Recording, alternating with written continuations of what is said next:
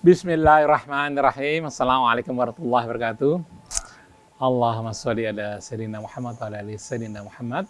Alhamdulillah kita berjumpa lagi di hari yang begitu cerah ya.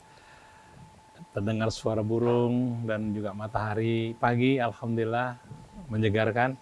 Kita jumpa lagi dalam cara dialog dan tanya jawab bersama Ustaz Husein Alatas dan Ustaz Hamzah Alatas. Di sini juga hadir ada Pak Wafi, ada Ustaz Husein Muda, ada Ustaz Zailani, kemudian juga Ustaz Hasan Sadzili. Alhamdulillah. Dan kamera dipegang oleh Ondi Saputra. Ada banyak pertanyaan masuk ke Rasil. Silakan Anda juga boleh mengirim pertanyaan. Kami tunggu di 08111999720. Pertanyaan kalau bisa di seputar Al-Quran. Dan acara ini juga disiarkan ke Radio Latansa Sukabumi, Radio Habibullah di Banyuwangi, Radio Sela FM di Batam, Radio Rasa di Palembang, Radio Madinah di Pontianak, kemudian juga Radio Luciana Number One di Semarang, Radio Rasil Mercy di Yogyakarta, Radio Almas di Magelang, kemudian juga Radio Komunitas di Bondowoso. Assalamualaikum Ustaz Husein, Ustaz Hamzah. Baik, kita mulai acara ini dengan membaca Al-Fatihah. أعوذ بالله من الشيطان الرجيم بسم الله الرحمن الرحيم الحمد لله رب العالمين الرحمن الرحيم مالك يوم الدين إياك نعبد وإياك نستعين اهدنا الصراط المستقيم صراط الذين أنعمت عليهم غير المغضوب عليهم ولا الضالين.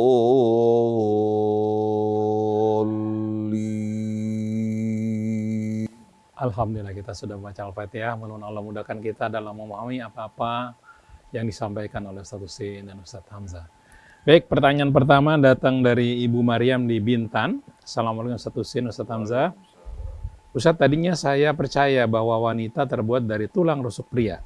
Tapi setelah saya membaca Al-Quran, surat Qiyamah atau surat ke-75, ayat 37, ayat 38, ayat 39, ternyata laki-laki dan perempuan berasal dari zat yang sama.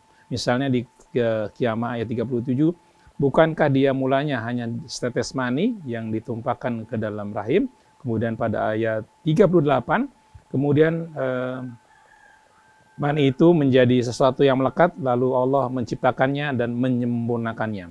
Kemudian Qiyamah ayat 39, lalu dia menjadikan darinya sepasang laki-laki dan perempuan. Barangkali Ustaz bisa melengkapi ini saya ini. A'udzu billahi minasyaitonir rajim. Bismillahirrahmanirrahim. Alhamdulillahi rabbil alamin. Allahumma salli wa sallim wa barik ala abdika wa rasulika sayyidina wa nabiyyina Muhammadin wa alihi at-tayyibin wa sahabatihi al-ghurril mayamin. والتابعين لهم بإحسان إلى يوم الدين ربنا زدنا علما وألحقنا بالصالحين واجعل لنا لسان صدق في الآخرين واجعلنا من ورثة جنة النعيم واغفر لنا ولوالدينا وللمؤمنين يوم يقوم الحساب ولا تخزنا يوم الدين يوم لا ينفع مال wala banun illa man atallaha biqalbin salim. Amma ba'du. Ikhwan, akhwat, pendengar, pemirsa setia Radio Silaturrahim yang dirahmati Allah, seluruh keluarga besar Rasil,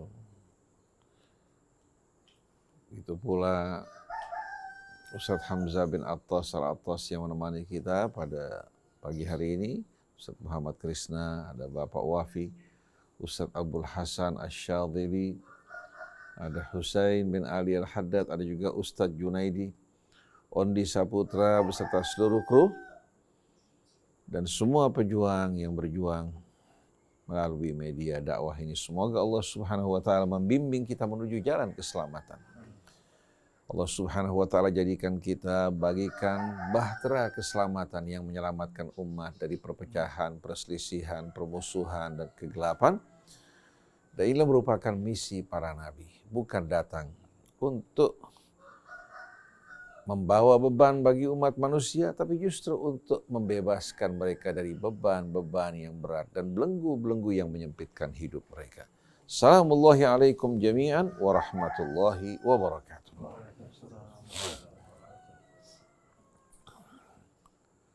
Pada saat kita kanak-kanak dulu, kita berpindah menuju masa remaja, juga dewasa. Kita akrab dengan perkataan-perkataan, pernyataan-pernyataan yang merendahkan wanita. Yang merendahkan kaum wanita.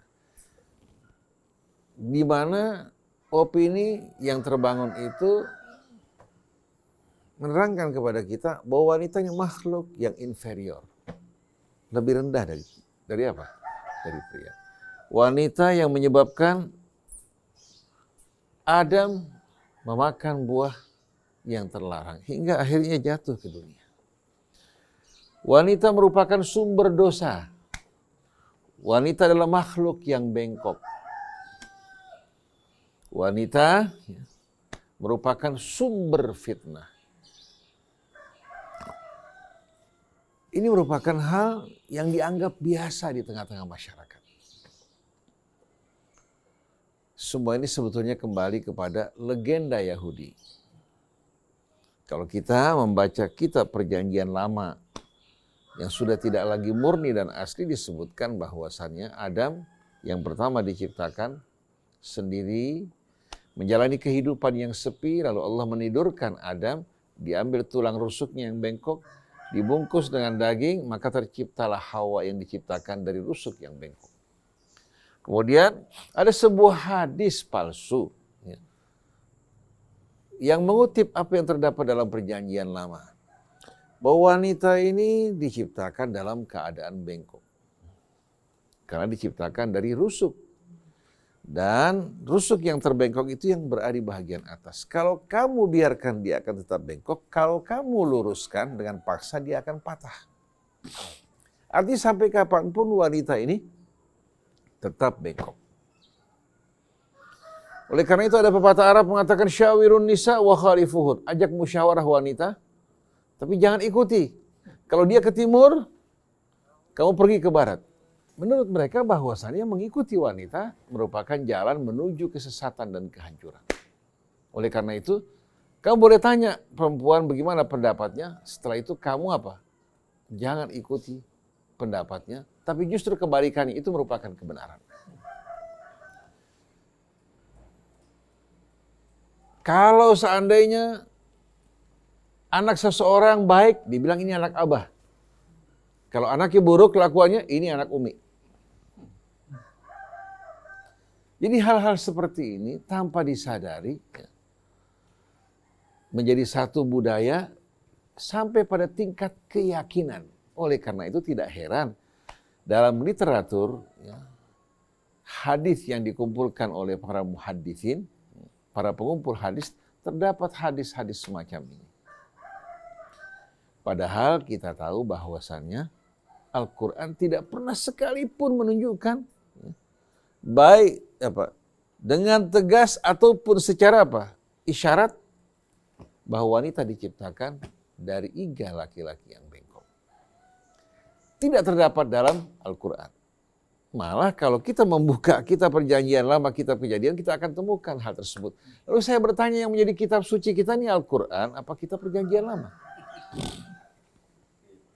Jadi benar apa yang disampaikan oleh ibu kita dari Batam tadi ya? Dari Bintan, bahwasannya Al-Quran dengan tegas menyebutkan bahwa pria wanita diciptakan dari apa? Dari asal usul yang sama.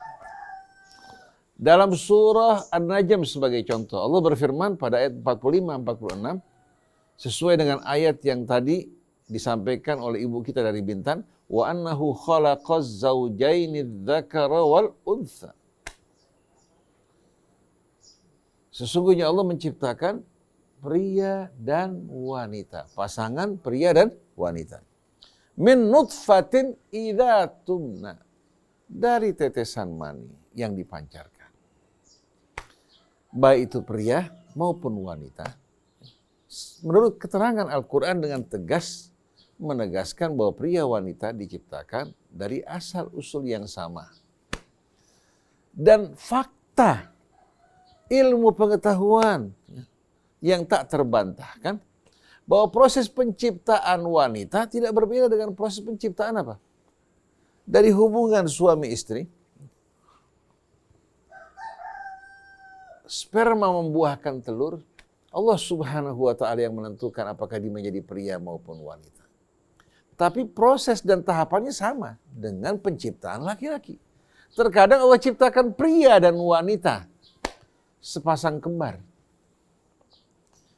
Juga dari asal usul yang sama. Tidak ada satupun isyarat yang menunjukkan bahwasanya wanita diciptakan dari asal usul yang berbeda. Oleh karena itu Allah berfirman, ya ayyuhan nas, wahai manusia. Nas di sini jamak dari apa? Dari ins.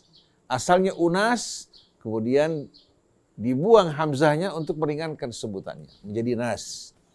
Wahai manusia. Dan menunjuk kepada pria dan wanita. Ittaqu rabbakumul ladzi khalaqakum min nafsin wahidah. Bertakwalah kalian kepada Allah yang telah menciptakan kalian min nafsin wahidah. Artinya pria wanita diciptakan min nafsin wahidah. Wa khalaqa minha zawjaha. Dari nafsun wahidah ini Allah ciptakan pasangannya. Kalau seandainya kembali kepada Adam, wa khalaqa minhu, bukan wa khalaqa minha. Tapi hal di sini kembali kepada nafsun wahidah. Wa batha minhuma rijalan katsiran wa nisa. Allah kembang biakan pria wanita dari apa? Sepasang manusia yang berasal dari apa? Dari esensi dan entitas yang sama. Baik tubuhnya maupun jiwanya. Oleh karena itu wanita Allah jadikan sebagai pelengkap jiwa pria, pria juga sebagai pelengkap jiwa wanita. Dengan pernikahan di jalan Allah Subhanahu wa ta'ala, Allah satukan dua belahan jiwa tersebut. Oleh karena itu pria yang hidup tanpa pasangan, pasti kita akan temukan hal-hal yang aneh pada dirinya. Begitu juga seorang wanita. Di saat dia hidup, hingga tua tidak berpasangan, kita akan temukan keganjilan-keganjilan pada dirinya. Tapi di saat mereka berpasangan dan mengikuti petunjuk Allah, akan terasa betul-betul kehidupan yang penuh dengan keseimbangan dan keharmonian. Tapi sayang, kita bukan merujuk kepada Al-Quran, justru merujuk kepada apa? Riwayat-riwayat yang bersumber dari Israiliyat. Dan betapa banyaknya dalam Al-Quran seperti ini. Oleh karena itu dalam surat Al-Qiyamah tadi yang dibacakan oleh ibu kita dari Bintan, Allah Subhanahu wa taala berfirman, ayahsabul insanu an yutraka suda. Apakah manusia beranggapan bahwa dirinya akan ditinggalkan, dibiarkan begitu saja? Artinya kematian mengakhiri segala-galanya tanpa ada pertanggungjawaban dan hisab. Alam yakun nutfatan mim maniyyin yumna. Bukankah dia asal usulnya baik itu pria maupun wanita mim maniyyin yumna. Thumma kana 'alaqatan fa khalaqa fasawwa. Kemudian dari nutfah yang membuahkan telur, lahirlah alaqah, zigot yang melekat pada dinding rahim. Lalu Allah Subhanahu wa taala sempurnakan dirinya, bentuknya, rupanya, demikian pula jiwanya. Fa khalaqaz zawjaini dzakara wal untha. Lalu Allah ciptakan pasangan pria dan wanita dari apa? Asal usul yang sama, pria diciptakan. Kalau seandainya kita menjumpai penyimpangan-penyimpangan, kerusakan pada sebahagian wanita, apakah mata kita tidak dapat melihat sekian banyak juga wanita-wanita yang salihah, yang berjuang untuk anaknya, mendidik mereka setelah ditinggalkan suaminya.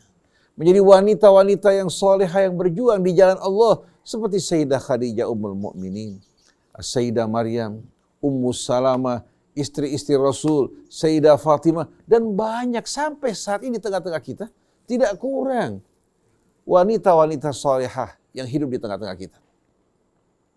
Dulu orang ingin mendapatkan anak laki-laki agar menjadi apa? Agar menjadi penopang hidupnya. Saya jumpai beberapa kasus, bukan kasus yang ganjil. Laki-laki begitu dewasa pergi sama istrinya lupa kepada orang tuanya. Sedangkan anak perempuannya yang bekerja susah payah untuk menghidupkan orang tuanya. Bahkan pada saat orang tuanya sakit, dia yang memandikan, dia yang membersihkan, dia yang memberikan makan. Sayangnya kita laki-laki ini mata kita hanya bisa melihat kekurangan wanita, tapi tidak bisa melihat kekurangan kita, kaum pria. Bahkan kalau seandainya seorang laki-laki berselingkuh, mereka anggap itu merupakan hal yang biasa pria berbuat seperti ini. Tapi kalau istrinya berselingkuh, akan menjadi buah bibir bukan hanya di tengah-tengah kaum pria, bahkan di tengah-tengah kaum wanita. Bersama-sama membusukkan wanita tersebut. Sedangkan laki-laki yang berbuat nista, berbuat yang tidak-tidak, asal mereka kaya, punya jabatan, orang tutup mata dari kesalahan. Oleh karena itu, selalu kalau pasangan pria dan wanita berbuat nista, yang selalu dipojokkan adalah wanita. Kenapa? Karena kita selalu menganggap ya, pria ini apa? Merupakan makhluk yang istimewa. Walaupun dia melakukan perbuatan-perbuatan dosa, selalu orang akan memberikan maaf buat dirinya. Kesian, istrinya berselingkuh. Padahal lakinya sering bermain perempuan kesana kemari. Tapi orang-orang menghibur si laki-laki melupakan si wanita. Kesalahannya semua tiada maaf bagi dia. Oleh karena itu wanita patut menjaga dirinya karena sebetulnya masyarakat ini zalim. Bahkan sesama wanita yang suka mengekspos keburukan-keburukannya, bahkan tidak memberikan muka dan maaf, tapi kalau kaum pria berbuat dosa ada 1000 maaf buat mereka. Apalagi kalau orang-orang yang berada. Jadi betul apa yang dikatakan oleh ibu dari Bintan tadi, menariknya bahwa beliau merujuk kepada Al-Quran. Kalau kita merujuk kepada Al-Quran tidak akan ada perbedaan dan pertentangan. Tapi sayang, sungguh sayang, kitab suci kita Al-Quran digantikan dengan kumpulan riwayat yang bertentangan dengan Al-Quran yang merujuk kepada perjanjian lama. Lalu kita bertanya, rukun iman kita yang menjadi pedoman hidup kita ini apa sebetulnya? Oleh karena itu saya dapat memberikan komentar bahwa kebanyakan ahli hadis ini sebetulnya terjerumus tanpa mereka sadari dalam menyebarkan kebohongan dan kepalsuan. Banyak ahli hadis tanpa mereka sadari karena sibuk mengumpulkan hadis, hanya memperhatikan sanadnya, lupa memperhatikan matanya, mereka ikut menyebarkan kepalsuan, kebohongan, bahkan menimbulkan kerusakan dalam agama Allah, melahirkan pertentangan dan perselisihan di antara umat. Akhirnya Islam yang satu terpecah-pecah melahirkan kelompok-kelompok dan golongan-golongan. Semua disebabkan karena riwayat. Nah kita berharap mudah-mudahan kita dapat mengembalikan kemurnian Islam. Kembali kepada kitab Allah sebagai tolok ukur kita. Dan dalam satu riwayat disebutkan, Innallaha yab'atsu ala ra'si kulli mi'ati sanah man yujaddidu dinah. Setiap 100 tahun sekali, Allah akan mengirimkan orang-orang yang memperbaharui agamanya. Bukan yang lama digantikan sama yang baru, bukan. Maksudnya memurnikan kembali. Agama yang datang dari Allah dibersihkan dari kotoran-kotoran yang melekat padanya. Karena agama yang dijalankan manusia bukan agama yang datang dari Allah, tapi agama yang bersumber dari budaya dan adat serta tradisi. Itu yang jadi ukuran. Oleh karena itu kalau ada kebenaran yang datang dari Al-Quran berbeda dengan adat dan kebiasaan, orang bilang aneh. Bahkan ada yang mengatakan ekstrim. Nah Allah akan utus setiap 100 tahun sekali, bukan hanya di satu tempat, tapi di setiap tempat. Orang-orang yang akan apa? Yang akan kembali memurnikan agama Allah. Yanfuna anhu tahrifal ghalib. Misi mereka 3. Yanfuna anhu tahrifal ghalib. Mereka ini kembali meluruskan tahrifal ghalin, penyimpangan-penyimpangan, penafsiran-penafsiran tidak benar yang dilakukan oleh kaum ghulat. Ghulat ini kaum ekstremis. Ya. yang melampaui batas, yang tidak berjalan di atas rel. Jadi yanfuna anhu tahrifal ghalin wa intihalal mubtilin, dan kebohongan yang diada-adakan oleh ahli batil yang dianggap sebagai agama, wa ta'wilal jahilin, dan memperbaiki ya, serta apa? Meluruskan takwil penafsiran yang tidak benar mengenai agama Allah yang dilakukan oleh orang-orang bodoh. Sebagai orang sekarang mengajak kepada Islam Nusantara, saya bertanya, Islam yang disampaikan Rasul sama apa tidak? Nabi kita sama apa tidak? Pedoman hidupnya pun sama, itu Al-Quran. Tuhannya pun sama. Lalu saya bertanya, yang dimaksudkan dengan Islam Nusantara ini, apakah Islam yang bersumber dari Nusantara, dari peradabannya, dari budayanya, tradisinya, atau peradaban budaya Nusantara yang muncul dan lahir dari agama Allah dan ruhnya?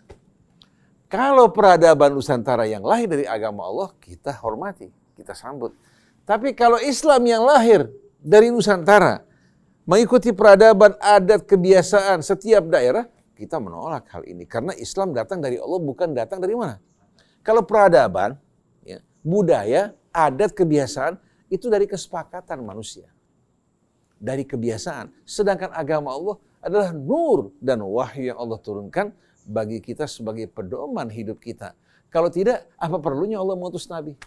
Menurunkan Al-Quran, lalu memberikan kabar gembira dan mengingatkan kita dengan berbagai macam ancaman. Jadi kita harus ingat bahwa agama itu bukan berasal dari peradaban, dari adat, kebiasaan, tapi agama itu datang dari sisi Allah. Dari petunjuk Allah dan agamanya, lahirlah peradaban Islam yang amat indah. Budaya, adat, kebiasaan di tengah bangsa kita yang tidak bertentangan dengan petunjuk Allah, kita sambut. Tapi budaya-budaya yang tidak benar, kita tolak. Bukan berarti kita rasis, karena bukan kita mengajak orang Indonesia untuk ikut budaya orang Arab, karena orang Arab juga sebelum Islam hidup dalam kejahilian, dan sekarang pun banyak orang Arab tenggelam dalam kejahilian. Jadi kalau kita Islam bukan ikut orang Arab, tapi ikut Rasul yang diutus oleh Allah Subhanahu wa Ta'ala. Ikuti kitab yang diturunkan oleh Allah. Oleh karena itu bangsa Arab dan bangsa manapun diukur dengan Quran, bukan Quran diukur dengan tradisi dan budaya bangsa Arab. Oleh karena itu kalau seandainya Abu Janda mengatakan Islam adalah agama pendatang, betul. Tapi bukan datang dari orang Arab, datang dari Allah Subhanahu wa Ta'ala. Jadi mudah-mudahan kita semua kembali kepada Al-Quran, meresapi petunjuknya, dan akan membuat kita tercerahkan dan keluar dari kebohongan dan kepalsuan. Selebihnya sama-sama. Bismillahirrahmanirrahim. Allahumma salli wa sallim ala sayyidina Muhammadin wa ala ali sayyidina Muhammad. Ya. Kita sebagai seorang mukmin, kita beriman kepada Allah Subhanahu wa Ta'ala, beriman kepada Rasulullah sallallahu alaihi wasallam, kepada malaikatnya, kitab-kitabnya, ya, dan Al-Quran sebagai pedoman hidup kita. Nah ini mengenai masalah ini sering kita ini jadi rancu, Al-Quran yang jadi pedoman kita atau kitab-kitab yang lain, ya. Ini tadi sudah diterangkan panjang lebar oleh Ustaz Husin. Lalu kenapa, dari mana itu timbulnya? Ya? Kalau dari segi dari psikologisnya bagaimana, ya, sudah dijelaskan. Memang wanita di zaman jahiliyah itu, ya, mereka selalu menjadi dihinakan, dimarginalkan. Bahkan apalagi bagi bangsa Yahudi, bahkan mereka mengatakan ini adalah penjelmaan dari syaitan, ya, wanita itu. Kemudian, ya, kalau kita merujuk kepada Al-Quran, ya, lihat di Al-Quran tidak ada menyebutkan sedikit pun yang mengatakan manusia diciptakan selain daripada unsur tanah tadi. Ya. Seperti Allah Subhanahu wa Ta'ala sebutkan dalam surah Al-Hijr misalnya, dalam ayat 5. Ya ayyuhan nasu in kuntum fi raibin minal ba'thi fa inna khalaqnakum min turabin thumma min nutfatin thumma min 'alaqatin thumma min mudghatin mukhallaqatin wa ghairi mukhallaqah linubayyina lakum wa nuqirru fil arhami ma nasya ila ajalin musamma. Ini Allah Subhanahu wa taala sebutkan bagaimana bahwasanya manusia ini diciptakan min turab.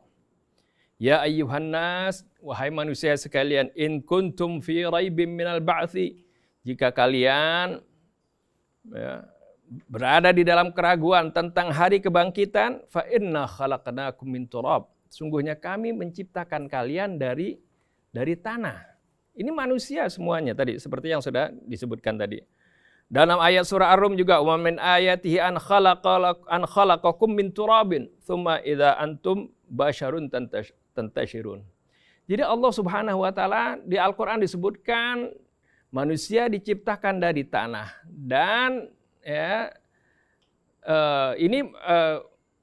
manusia pertamanya yaitu Nabi Allah Adam dan istrinya, pasangannya itu dari tanah.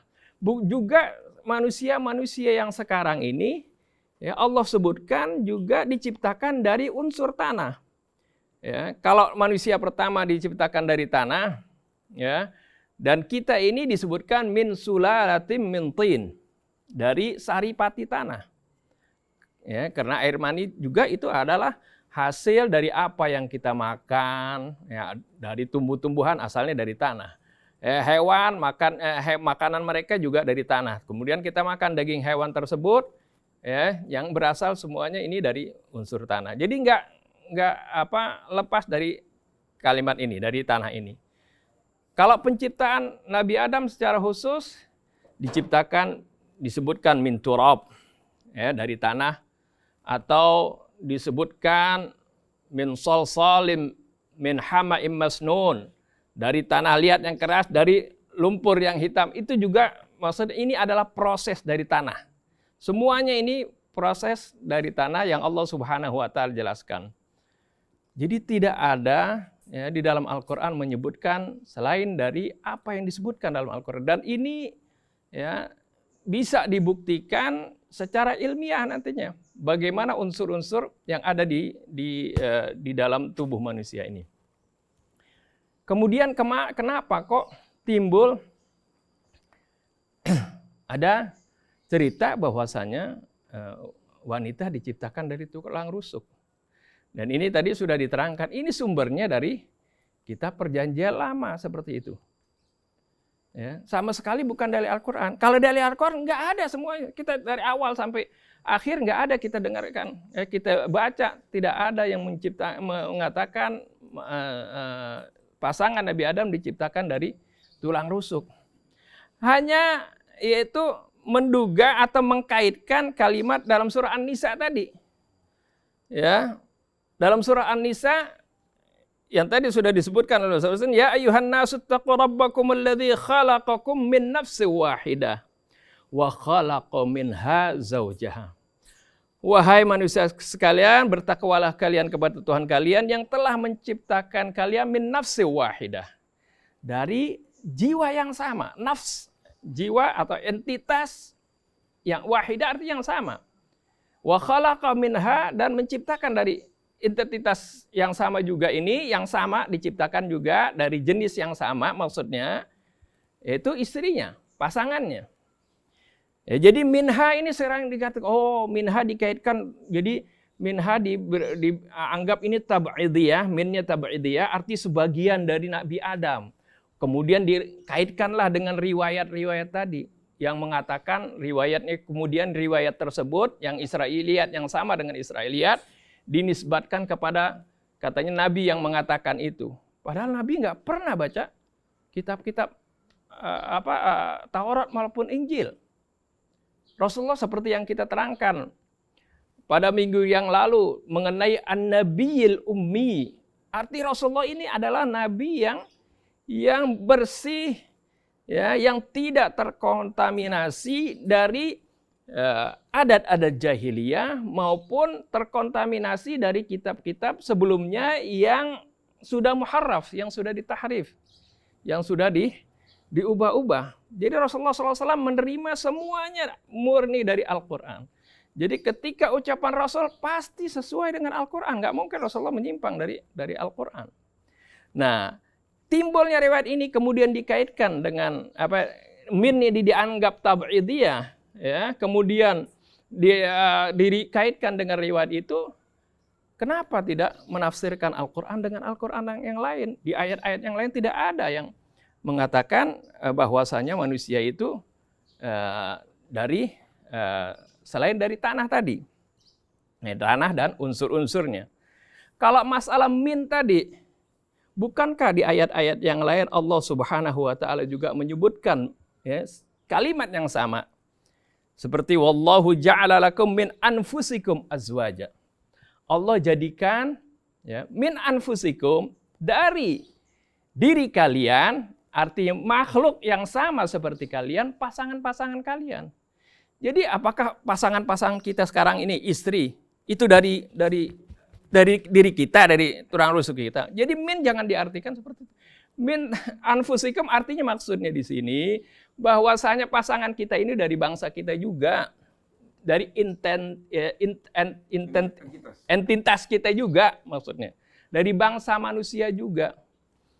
Kemudian kita baca lagi ayat yang lain, ya, juga surah Ar-Rum misalnya yang biasa di undangan-undangan itu, wa min ayatihi an khalaqalakum min anfusikum azwaja.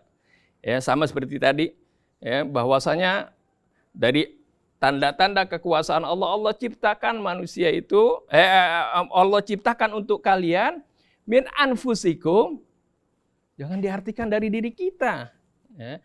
Dari bangsa kalian juga, dari bangsa manusia itu pasangan-pasangannya. Juga di dalam misalnya laqad ja'akum rasulun min anfusikum. Telah datang kepada kalian seorang rasul min anfusikum. Emang Rasulullah dari diri kita? Kalau min anfusikum maksudnya ini Rasulullah dari bangsa manusia juga, gitu. Nah, ini hendaknya, ini penting sekali kita menafsirkan Al-Qur'an, ya. Kita tafsirkan Al-Quran dengan Al-Quran juga. Karena Al-Quran ini yufassir ba'du.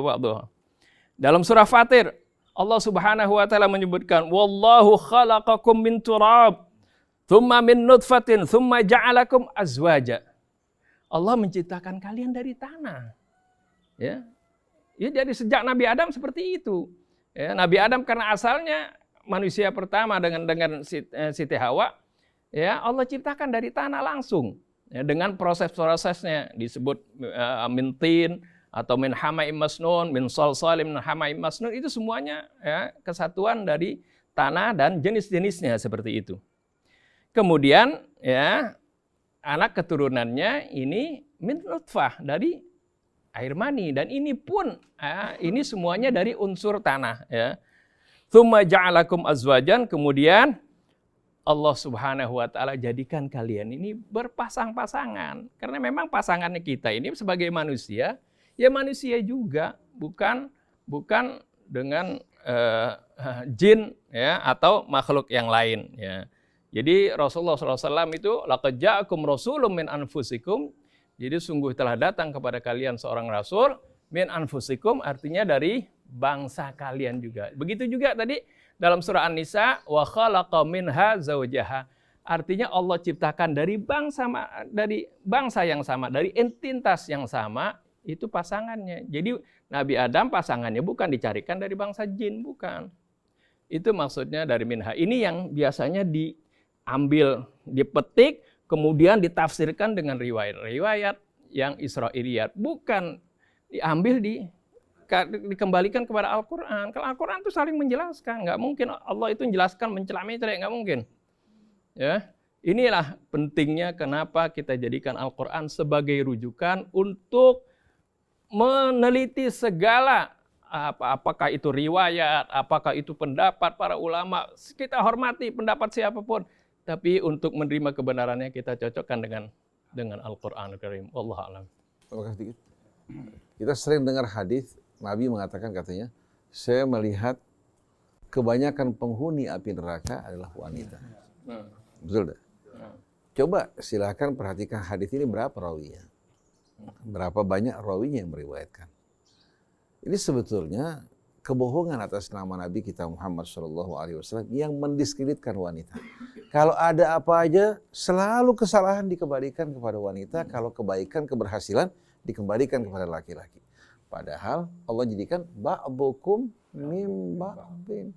Sebagian kalian dari sebagian yang lain. Maka Rasulullah mengatakan ma akramahunna illa karim wa ma ahanahunna illa laim. Laki-laki yang memuliakan mereka adalah orang-orang yang mulia. Yang merendahkan, menghina mereka adalah orang yang hina. Kenapa? Karena wanita bahagian dari dirinya. Dia juga bahagian dari apa? Artinya kan dia lahir dari seorang wanita. Potensi yang ada pada seorang anak tidak lepas dari apa? Dari potensi yang terdapat dalam wanita. Kalau pria wanita menyimpang bukan karena dia pria atau karena wanita, tapi karena apa? Penyimpangan dengan mengikuti hawa nafsu dan bujuk rayu syaitan. Kalau tidak mungkin lahir orang seperti Sayyidah Khadijah. Banyak pria melamar dirinya, tapi justru yang dicari siapa? Rasulullah SAW, padahal tidak memiliki apa-apa. Jadi kalau kita lihat, selama ini kita salah dengan merendahkan perempuan, kita rendahkan diri kita, rendahkan juga anak-anak kita. Didik wanita-wanita kita. Laki-laki dijadikan sebagai pemimpin, jangan kalau salah disalahkan wanita. Padahal pengambil keputusan siapa? Laki-laki. Jadi sahabat tadi katakan betul sekali bahwa kata min anfusikum atau min nafsin wahidah di sini bukan menunjuk kepada apa? Kepada rusuk laki-laki. Yang mengejutkan saya ketika saya menghadiri acara perkawinan, biasa sebelum pernikahan dibacakan ayat Al-Quran. Dibacakan ayat tadi dalam surah An-Nisa. Dia terjemahkan, wahai manusia, bertakwalah kalian kepada Allah yang telah menciptakan kalian min nafsin wahidah, yang menciptakan kalian dari satu diri. Setelah itu apa? Wa khalaqa minha zawjaha, dan Allah menciptakan pasangannya dari rusuk dan iga Adam. Ini kata rusuk dan iga Adam ada nggak dalam ayat? Tapi dia masukkan. La haula wala quwata illa billahil aliyyil azim. Baik, pertanyaan selanjutnya dari Bapak Bagus di Cianjur. Assalamualaikum Ustaz Husin dan Ustaz Hamzah. Di kampung saya ada seorang ustadz yang apabila dia menjadi imam sholat maghrib, dia selalu membaca rakaat pertama surat Al-Kafirun, pada rakaat kedua surat Al-Ikhlas. Padahal saya tahu surat itu banyak hafalan Qur'annya. Pertanyaannya, adakah kelebihan pasangan surat Al-Kafirun dan surat Al-Ikhlas? Dua, apakah seorang muslim boleh mempunyai surat favorit dalam Al-Quran? Bismillahirrahmanirrahim. Rabbana zidna ilman wa alhiqna bissalihin. Saya setiap subuh, pada saat sunnatul fajri, sebelum salat subuh, saya selalu baca Al-Kafirun dan Al-Ikhlas. Bahkan sering saya membaca salat subuh juga suratul Kafirun dan suratul Ikhlas. Kalau saya membaca surah yang lain, katakan saya baca suratul A'la atau surat Al-Ghasyiyah, pada rakaat kedua saya baca juga Al-Kafirun sama Al-Ikhlas. Kenapa? Kenapa? Ya, kita selalu mengulang dua surah ini. Berkaitan dengan suratul Ikhlas, di Masjid Quba seorang membaca suratul Ikhlas sepanjang malam. Pada saat sholat malam, dia baca yang diulang hanya suratul Ikhlas. Sampai seorang sahabat yang mendengarnya memandang remeh apa yang dilakukan. Memang nggak ada ayat Quran yang lain.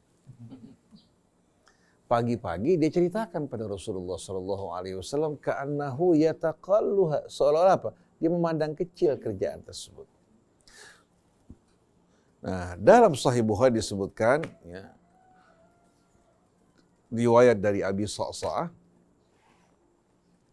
menyebutkan ketika Rasulullah mendengarkan ucapan orang tersebut, dia mengatakan walladzi nafsu Muhammadin biyadihi, demi yang jiwa Muhammad di tangannya, innaha la ta'dilu thulutsal Quran.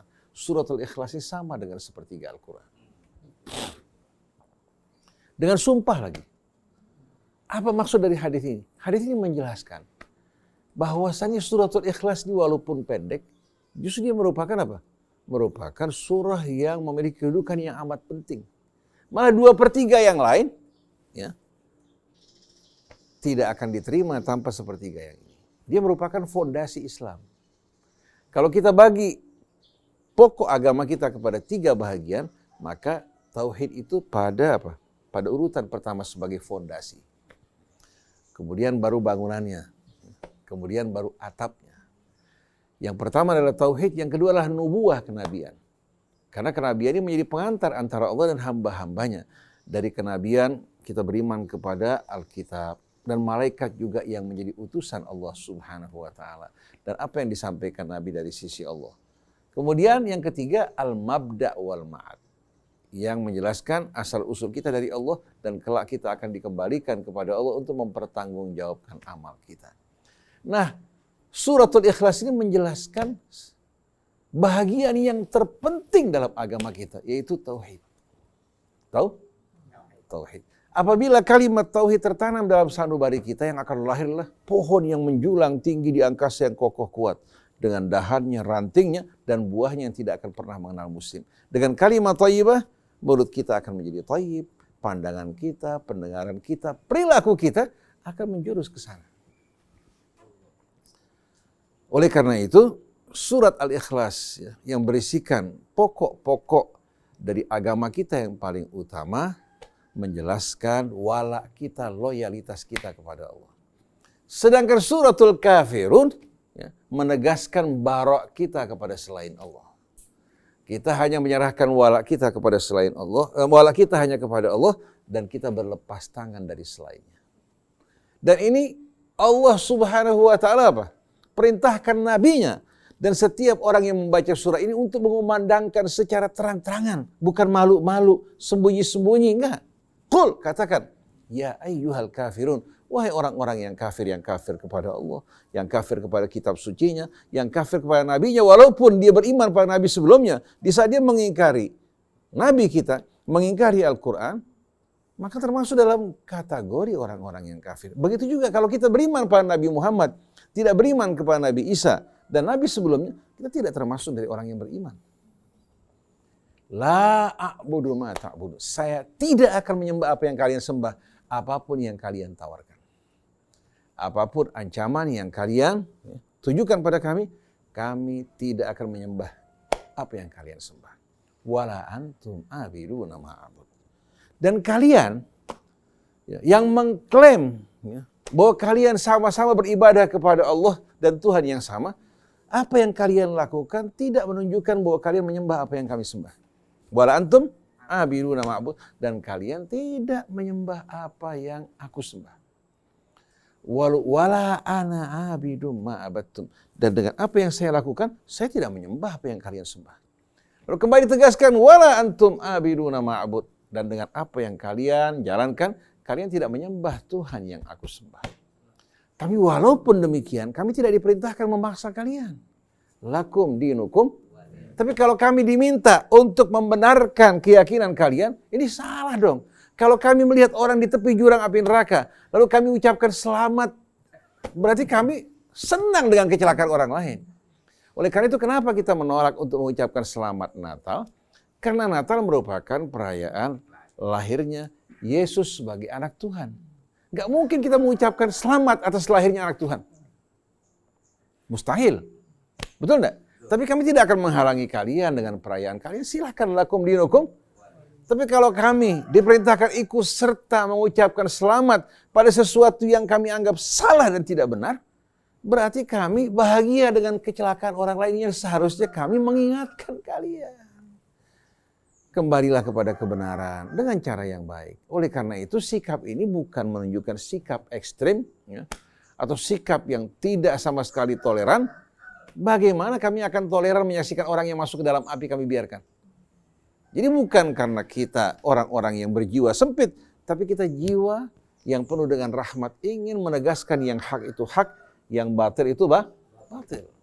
Kalau ada rambu, rambu ya kita mau ke Bandung, ada rambu yang dibelokkan, yang seharusnya rambunya ke kanan, tahu dibelokkan ke depan, jurang depannya. Maka dengan sendirinya apa? Dengan sendirinya ini merupakan perbuatan yang mencelakakan orang lain. Jadi kita tetap dalam prinsip kita, wala kita hanya untuk Allah, kita berlepas tangan dari selain Allah. Oleh karena itu suratul Kafirun sama suratul Ikhlas ini seharusnya kita baca pagi, malam hari, bahkan sebelum itu saya baca supaya kalau kita meninggal dunia, hati kita dalam keadaan betul-betul loyalitas kita sepenuhnya untuk Allah dan kita bercuci tangan dari selain Allah. Mudah-mudahan Kalau kita lakukan dosa-dosa dengan ini, Allah Subhanahu wa taala hapuskan dosa kita. Masa kita mau berikan kesetiaan kita kepada yang tidak menciptakan kita? Atau kita samakan yang lain dengan Allah? Mustahil. Wal iyadu billah. Fadhil. Ya, ini memang surah ini surah yang sangat penting ya. Saya ingin menambahkan saja itu dalam riwayat yang lain redaksinya. Ketika tadi orang tadi dipanggil, ditanya oleh Rasulullah SAW, kenapa kamu ya, ngulang-ngulangi baca surah Al-Ikhlas tersebut? Dia menjawab bahwasanya ini adalah sifatur Rahman dan aku mencintai membaca sifat Allah Subhanahu wa taala. Terus Rasulullah katakan laqad ahabbakallah fima ahbabtahu. Ya, sungguhnya Allah sudah mencintai, sungguhnya Allah mencintai kamu karena kamu mencintai ya, dan suka membaca sifat-sifat Allah Subhanahu wa taala ini. Dan ini sebenarnya sangat penting, ini walaupun dilakukan oleh seorang sahabat yang diriwayatkan sebenarnya ya, dalam riwayat lain itu yang baca itu Sayyidina Ali gitu, ya. Sayyidina Ali. Jadi bagaimana saking cintanya kepada Allah Subhanahu wa taala diulang-ulang ini sebab ini masalah tauhid. Ini penting sekali.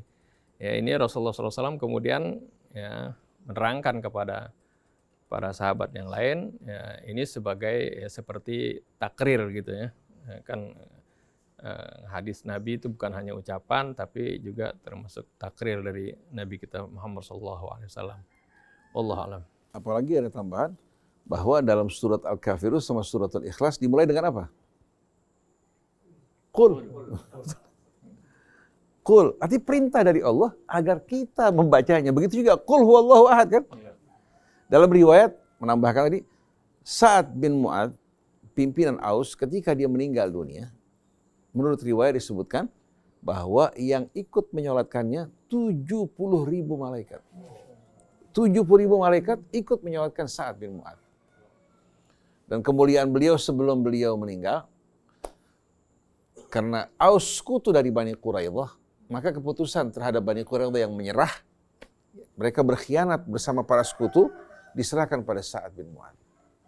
Sa'ad bin Mu'adz langsung mengumumkan harta benda mereka dirampas. Ya. Pria-pria mereka yang ikut berperang, terlibat dalam kejahatan dibunuh. Karena apa? Karena kejahatan yang mereka lakukan. Dan Sa'ad bin Mu'adz pada saat itu, ya, dari ghanimah rampasan perang Bani Quraidah, para sahabat dari kaum Ansor menyerahkan seluruhnya untuk kaum Muhajirin. Karena kaum Muhajirin pada saat itu masih tinggal di rumah-rumah mereka, Rasulullah mengatakan bagaimana seandainya harta ghanimah diberikan untuk kaum Muhajirin agar mereka bisa memiliki rumah, ya, tidak lagi memberatkan kalian di rumah kalian. Mereka mengatakan, ya Rasulullah berikan untuk mereka semuanya dan biarkan mereka tinggal di rumah-rumah kami. Nah, Sa'ad bin Mu'adz ini seorang yang betul-betul jiwanya untuk Allah dan Rasul. Disolatkan oleh 70.000 malaikat. Waktu ditanya, kenapa ya Rasulullah? Karena dia mencintai suratul Ikhlas. Karena dia sering membaca suratul Ikhlas. Jadi jangan lihat pendek suratnya. Tapi justru ini membuktikan apa? Loyalitas kita kepada Allah Subhanahu wa ta'ala. Jadi sering orang bertanya-tanya, kenapa Ustaz kok sudah baca Al-A'la masih baca lagi rakaat keduanya Al-Kafirun sama Al-Ikhlas, karena ini merupakan penegasan kita bahwa kita hanya berserah diri kepada Allah dan berlepas tangan dari selainnya. Nah, kalau bangsa kita di Indonesia semuanya membaca dua surah dengan penghayatan, apa jadinya kira-kira? Nggak mungkin dapat diombang-ambingkan. Baik. Pertanyaan berikutnya dari hamba Allah di Serang. Assalamualaikum Ustaz Husein dan Ustaz Hamzah. Ustaz, di berita ada sebuah keluarga yang wafat semuanya karena COVID-19. Ayahnya wafat, ibunya wafat, dan 2 anaknya wafat. Juga kejadian pada kecelakaan pesawat terbang.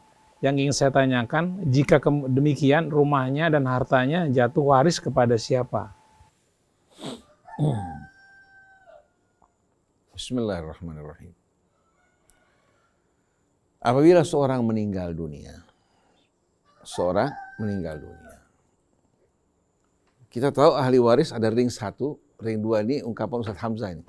Ring 1, ring 2. Ring 1 itu Kalau ahli warisnya dari anak ya dan ayah. Kalau ring 2 itu adalah termasuk di dalamnya siapa? Suami, istri ya.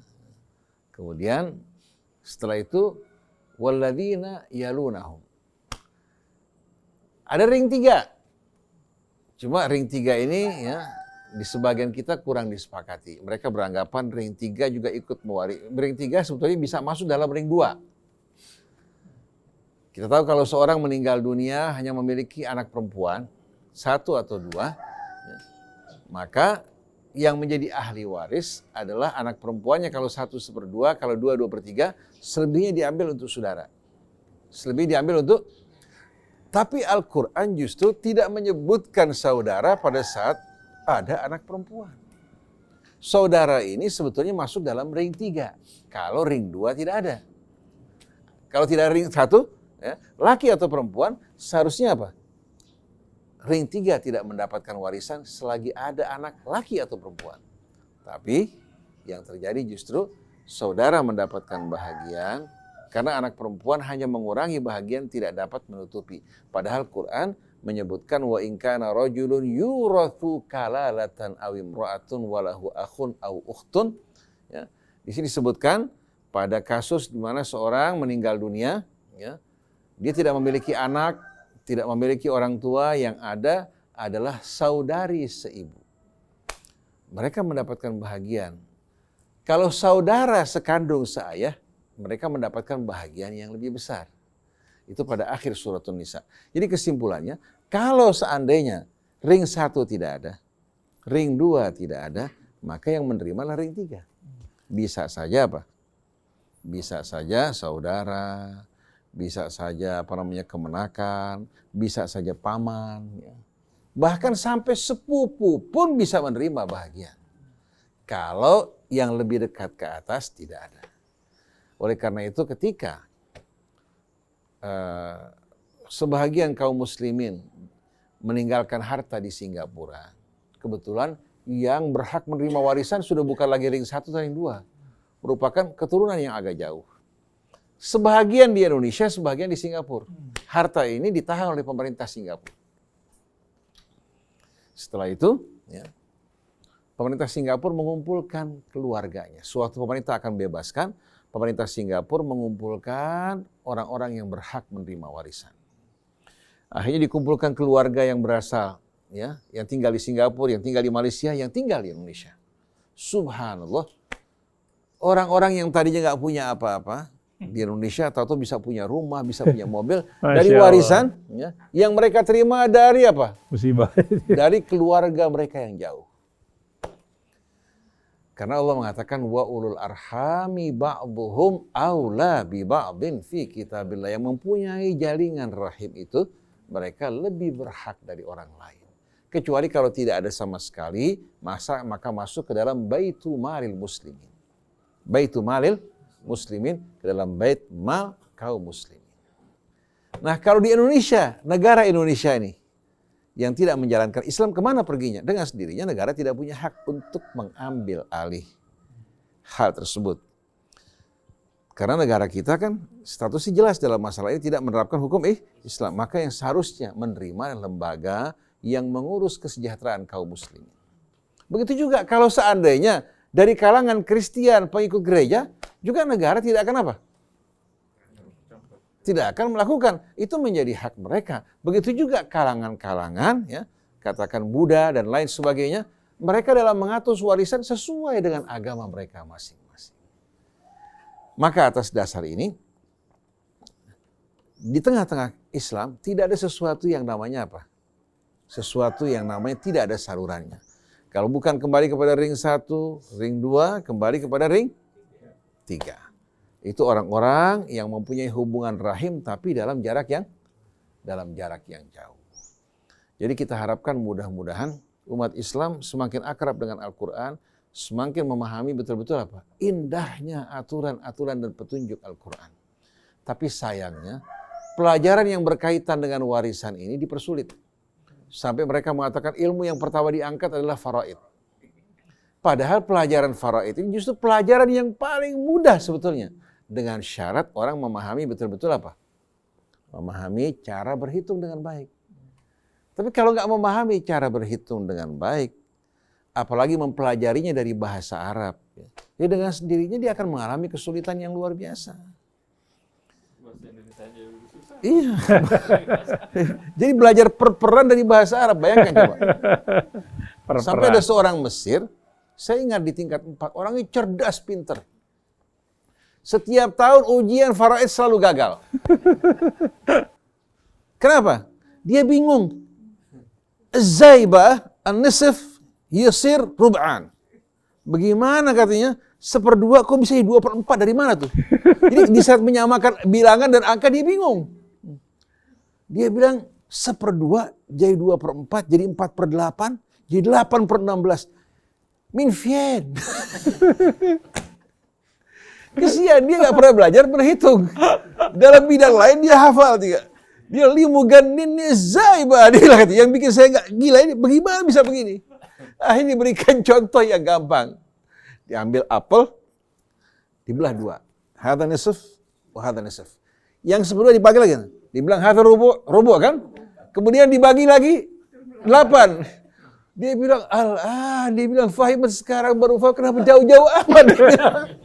Jadi bukan dia. Jadi masalahnya kesian, dia nggak apa? Nggak memahami berhitung. Nah, kalau orang Indonesia sudah nggak memahami berhitung dan perperan, suruh belajar dalam bahasa Arab dengan istilah-istilah bahasa Arab. Gimana jadinya? Bingung. Dia belajar dari Fathul Mu'in, belajar dari Baijuri, akhirnya bertahun-tahun dia akan mengalami kesulitan. Sebetulnya merupakan persoalan yang mudah. Orang bilang, faraid itu pelajaran sehari. Kalau nggak percaya datang Ustaz Hamzah. Datang sama beliau, bahkan nggak sampai sehari, insya Allah dengan syarat apa? Betul-betul bisa berhitung. Pelajaran yang singkat dan mudah insya Allah. Wallahu a'lam. Tadi sudah jelas yang diterangkan Ustaz Husain mengenai keluarga tadi, yaitu dia meninggal, ya anaknya di situ, ayahnya di situ, suami istri juga dengan anaknya. Itu ini kan ayah dengan anak itu tadi bagian dari ring 1, ya. Kemudian kalau misalnya dia itu meninggal, ya berikutnya ke ring 2-nya. Atau saudara misalnya. Ring 2 nggak ada ya, itu paman, anak paman, sepupu dan seterusnya seperti itu. Ini kaidahnya seperti itu. Kaidahnya kan dalam surah An-Nisa Allah sebutkan aba'ukum wa abna'ukum la tadruna ayyuhum aqrabu lakum naf'a.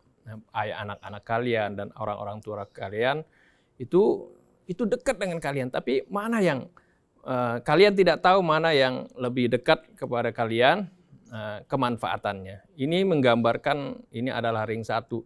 Tapi sekarang sering di warisan itu ketika masih ada orang yang di ring 1 tapi harta dibagikan ke ring 2, ring 3 bahkan yang jauh-jauh. Ini bertentangan dengan wa ulul arhami ba'dhum aula bi ba'dhin tadi. Ya terutama kalau yang ada di ring 1-nya tadi seorang anak perempuan. Ini sebenarnya bagian dari pengaruh jahiliyah karena perempuan selalu diskreditkan, selalu dimarginalkan. Padahal di dalam Al-Qur'an sendiri di dalam surah An-Nisa itu tentang warisan selalu yang didahulukan disebutkan diberikan patokannya itu adalah perempuan. Supaya apa? Supaya bagian perempuan ini jangan digusur gitu. Laki-laki nggak disebutin seperti itu. Nanti ketika ada anak laki dan perempuan, lidzakari mithlu hadzal untsayain. Ketika misalnya seorang meninggal, ya dia tidak punya anak, ya, laisa lahu walad fali ummihi tsuluts. Ibunya, ya seorang meninggal nggak punya anak, ya ada orang tua, ya, ayah ibu. Ini yang disebutkan ibu fali ummihi tsuluts. Ibunya dapat 1/3. Bapaknya nggak disebutin, ya udah pasti bapaknya dapat 2/3 gitu. Kenapa ibunya? Sebab kalau misalnya fali ummihi fali abihi misalnya, tsulusan disebutkan 2/3, nanti bagian perempuan bisa nggak kedapatan nanti. Makanya Allah sebutkan perempuan dulu. Kalau orang laki udah pasti dapat dah, gitu pasti. Itu karena diperhatikannya oleh Islam bagaimana perempuan ini harus diperhatikan. Sampai Rasulullah dalam Hajjatul Wada, Rasulullah pesan supaya istausu bin nisa'i khaira. Dan perhatikan ini ad-dha'ifain kata Rasul, yaitu an-nisa wal yatama. Ya, dua orang yang lemah ini, itu perempuan dan anak-anak yatim. Ya lemah dalam pandangan jahiliyah waktu itu kan dianggap lemah ini. Ya, jadi ini hendaknya kembali kita ke terangan Al-Quran itu begitu jelas semuanya. Ya. Kalau kita mengacu kepada Al-Quran tidak ruwet dalam mempelajari masalah hukum waris tadi. Hukum waris sudah dibikin training lagi Ustaz Hamzah dah. Bikin lagi pertemuan ya. Dan juga satu hal yang mesti digarisbawahi juga bahwa kata walad dalam Al-Quran tidak menunjuk kepada laki-laki aja. Iya. Walad itu mencakup juga perempuan. Makanya yusikumullah fi auladikum lidzakari mithlu hadzil unthayain. Jadi in lam yakun lahu walad ya, atau fa in kana lahu walad itu mencakup laki-laki dan perempuan. Karena kata walad itu al-maulud, yang dilahirkan. Memang perempuan enggak dilahirkan? Laki sama perempuan sama-sama dilahirkan. Jadi kita terbawa kepada budaya jahiliyah sampai kita membaca satu buku waris. Membaca buku apa? Waris. Pada pembukaannya dibawakan syair jahiliyah. Anak-anak kita itu adalah anak dari anak laki-laki. Sedangkan anak perempuan kita, anak mereka anak orang lain. Ini merupakan ucapan kaum jahiliyah. Saya mau tanya, Rasulullah punya cucu dari laki-laki dan perempuan? Rasulullah pada masa hidupnya anak laki-lakinya semua diambil oleh Allah. Lalu Allah berikan keturunan bagi Rasul dari anak perempuannya. Dan bagaimana Rasul memuliakan yang wanita? Kalau Rasulullah punya anak laki-laki, keturunan dari laki-laki, niscaya kaum jahiliyah atau bangsa Arab atau umat Islam akan menomorduakan perempuan. Tapi sengaja Allah ambil yang laki-laki semuanya. Allah tinggalkan Sayyidah Fatimah dan saudarinya yang lain. Allah kasih bagaimana Rasul memuliakan yang wanita. Begitu datang, disambut oleh Rasul, dikecup keningnya, ditempatkan di tempat duduknya, dipanggil Ummu Abiha. Jadi kita lihat bahwasanya masyarakat jahiliyah ini menganggap wanita makhluk inferior. Oleh karena itu sering kita menganggap kalau cucu dari anak perempuan cucu luar. Percis kayak orang-orang Chinese juga begitu. Orang-orang Chinese menganggap cucu luar. Padahal cucu kita dari perempuan tidak kalah dengan laki-laki. Oleh karena itu dalam warisan perempuan juga mendapatkan betul-betul hak mereka sebagaimana firman Allah, lirrijali nasibum mimma tarakal walidani wal aqrabun walin nisa'i nasibum mimma tarakal walidani wal aqrabun mimma qalla minhu aw kathir. Bagi kaum pria ada hak mereka dari peninggalan orang tua dan kerabat, begitu juga wanita juga punya hak dari peninggalan orang tua dan kerabat. Orang tua itu wain ala termasuk kakek. Cuma bedanya mimma qalla minhu aw kathur, sedikit dan banyaknya. Karena beban laki-laki lebih besar memberikan nafkah, menyediakan rumah, maka Allah Subhanahu wa taala berikan lebih besar bahagiannya termasuk saudari perempuannya. Di saat punya kebutuhan menjadi kewajiban saudara laki-lakinya. Karena sebahagian dari hak perempuan secara nggak langsung ada pada saudara laki-lakinya. Tapi sayang, di tengah-tengah pembahagian warisan saat ini terdapat sisa-sisa jahiliyah. Kalau seandainya orang meninggal dunia, punya anak laki-laki 3, 1 perempuan, atau punya anak laki-laki 2, 1 perempuan. 1 perempuan. Mereka meninggal dunia semuanya. Yang anak ini. Berarti yang menjadi ahli waris cucu kan? Yang 2 laki-laki punya anak, yang 1 perempuan punya anak. Yang mendapatkan warisan hanya cucu dari anak laki-laki. Cucu dari anak perempuan tidak mendapatkan bahagia. Alasannya apa? Anak orang lain. Siapa yang bilang? Allah berikan hak warisan bagi saudara seibu. Saudara seibu sebagaimana saudara sekandung. Jadi kalau ada orang meninggal dunia, meninggalkan saudara sekandung, ada saudara seibu. Masing-masing dapat. Cuma bahagian saudara seibu lebih sedikit dari saudara sekandung. Yang mengherankan, kalau ada orang meninggal dunia, meninggalkan saudara sekandung, saudara sebapak, saudara seibu. saudara sekandung dapat, seibu dapat, yang sebapak nggak dapat. Karena alasannya sebapak mahjub dengan saudara sekandung. Lalu kita bertanya, kenapa saudara seibu nggak mahjub padahal lebih jauh? Jawabannya karena ada nasnya. Padahal sebetulnya saudara sekandung sama sebapak masuk dalam firman Allah, ya. Pada akhir surat An-Nisa menggabung mereka. Yang dibedakan saudara seibu. Jadi terdapat kontradiksi dalam memahami ayat. Yang menyedihkan lagi, kalau seandainya seorang meninggal dunia. Kemudian terdapat 3 anak laki-laki. Mereka juga meninggal. Masing-masing punya anak. Yang pertama punya anak laki perempuan. Yang kedua punya anak laki perempuan. Yang ketiga cuma punya anak perempuan. Yang anak perempuan ini nggak dapat bahagian. Walaupun dari anak laki-laki. Kenapa? Karena nggak ada pendampingnya. Kalau ada anak laki-lakinya baru dapat bagian. Ini kita lihat betul-betul ketidakadilan. Jadi bukan kembali kepada Al-Quran, tapi mengikuti tradisi jahiliyah yang mengharamkan hak perempuan. Jadi bukan dari Al-Quran, tapi dari tradisi jahiliyah. Wallahu a'lam. Baik Ustaz, sepertinya waktunya kita sudah cukup nih. Masih ada pertanyaan belum dijawab, insya Allah di lain waktu akan dijawab. Terima kasih untuk Anda yang sudah kirim pertanyaan. Silakan Anda juga boleh kirim pertanyaan, kami tunggu di 08111 999 720. Terima kasih Ustaz Hussein, Ustaz Hamzah. Mudah-mudahan apa yang tadi dijelaskan menjadi paham bagi kita semuanya. Baik, saya Muhammad Krishna, Andi Saputra, kemudian juga Fahri, Abu Atar, kemudian juga Anis Mualim, juga Yusuf Subangkit, mohon pamit. Wabillahi taufiq wal hidayah. Wassalamualaikum warahmatullahi wabarakatuh.